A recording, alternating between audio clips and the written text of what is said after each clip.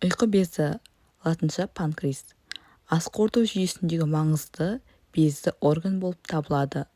Оның орналасуы артқы құрсақ қуысында, асқазанның астында. Бездің бас жағына 12 ішек оратылып орналасқан. Денесі омыртқа бағанына тіркеліп жатады. Сол себепті без қабынған кезде ауырсыну арқаға беріледі. Салмағы 70-80 граммды құрайды.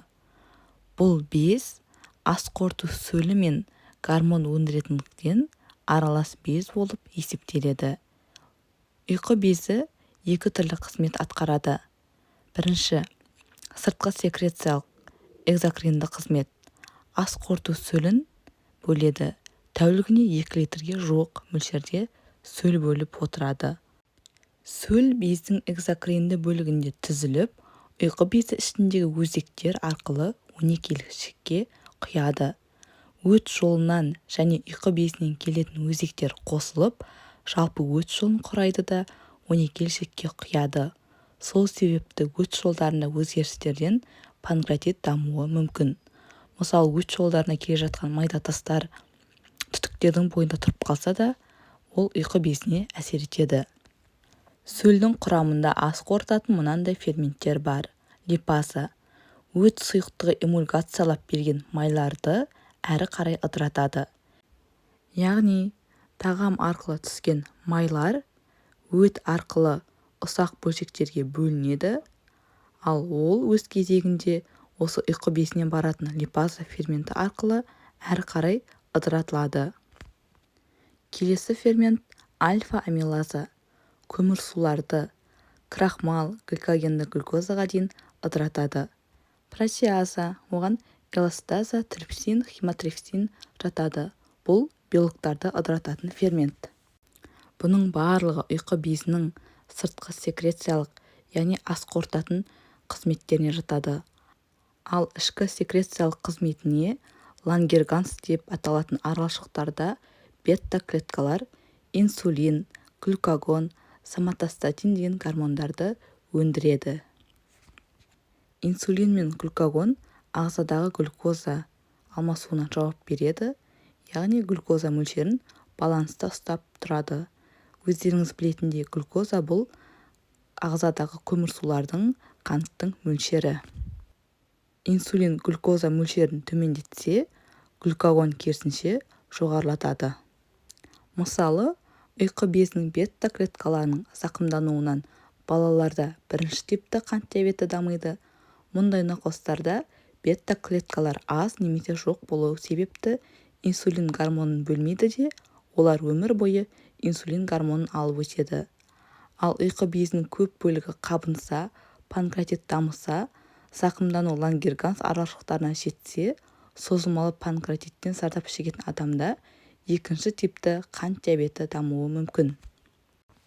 Ұйқы безі деген атаудың кәдімгі ұйқыға, ұйқысыздыққа, ұйқы бұзылысына ешқандай қатысы жоқ.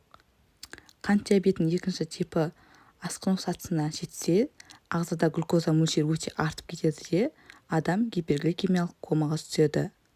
Ал қант диабетінің бірінші типінде жиі гипогликемиялық, кетоацидотикалық комалар дамиды. Панкреатит неден дамиды? Оның қандай себептері бар? Жалпы ұйқы безі күрделі альвеолярлы тіннен тұратын құрылым. Ол қабынған кезде майтыны фиброзды, яғни қатты талшықты дәнекер тініне алмасып кетеді де, без өзінің қызметін дұрыс атқара алмайды. Кисталар, қуыстар түзіледі. Ал созылмалы панкреатит кезінде ол үдемелі ауру, яғни қабыну басталса, оның кері кетуі, қайтадан қайтымды процеске өтуі қиын. Ал ол асқына келе, ұйқы безінің ферменттері ұйқы безінің өзіне жайылып, ұйқы безін қорытып, ірітіп жібереді. Бұл аутолиз деп аталады. Көп жағдайда бізде панкреатиті бар екенін өзиден біліп жатады, менде панкреатит бар екен деп ойлап жүреміз. Бірақ өзек қорытындысында жазылған диффузды өзгерістер ешқашанда диагноз болып саналмайды. Бұл жиі бездің қартаю өзгерісі болып табылады. Кез келген орган қартаяды. Егер сізде созылмалы панкреатиттің диагнозының нақты белгілері мен критерийлері болса ғана осы диагноз қойылады. Сол себепті УЗИде көрген диагнозға сеніп қорқып жүрмеңіздер. Оның басқа да белгілері қосымша жүруі керек. Ал пациенттер арасында осы панкреатиттің барлық критерийлеріне сай келетін нағыз панкреатит салыстырмалы түрде аз кездеседі. Күнделікті практикада жиі еш белгілерсіз-ақ УЗИ бойынша созылмалы панкреатит диагнозы көп қойылады. Панкреатит шақыратын негізгі себептер: бірінші, токсикалық факторлар. Алкоголь, темекі шегу. 80% жағдайда созылмалы панкреатиттің себебі алкоголь болып табылады. Егер ішімдік ішетін адамда панкреатит табылса, еш таң қалмаймыз. Осы себептен безде тастар түзіледі. Одан кейінгі себеп гиперпаратиреоз, гиперкальцемия жағдайы, созылмалы бүйрек жеткіліксіздігі, медикаменттер, токсиндер, органикалық қосылыстар, наркотиктер. Генетикалық факторлар. Тұқым қуалайтын отбасылық панкреатит. Бұл жерде әртүрлі гендердің мутациясы орын алып, ол мутация ұрпақтан ұрпаққа беріледі. Одан қашып құтыла алмаймыз. Обструктивті факторлар, яғни ұйқы безінің өзегінің бітеліп қалуы. Ол өзек қалай бітеледі?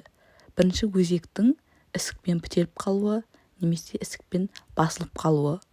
Одан кейін өт жолдарынан келетін таспен бітеліп қалуы, өттің кері лақтырылысы кезінде зиян тигізуі осы әсерлерден болады. Одан кейін травмалар, әртүрлі кисталар без өзегін бітеуші факторларға жатады. Одан кейін ауыр бастан өткерген жедел панкреатиттен кейінгі дамуы, яғни жедел панкреатиттен кейін созылмалы панкреатит дамиды, ишемиялық қан-тамырлық аурулар кезінде және радиациядан кейін. Келесі фактор аутоиммунды созылмалы панкреатит.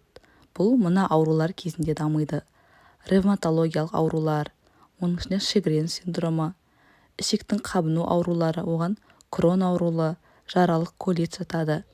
Одан кейінгі біріншілі biliарлы холангит, бұл өт жолдарының аурулары. Одан кейін жекелеген аутоиммунды панкреатит. Осы аурулар себепші фактор болады. Соңғы фактор бұл идиопатикалық, яғни ұйқы безінің өзінде себебі белгісізден дамитын панкреатит. Оның тропикалық және фиброкалькулезы деп аталатын екі түрі бар.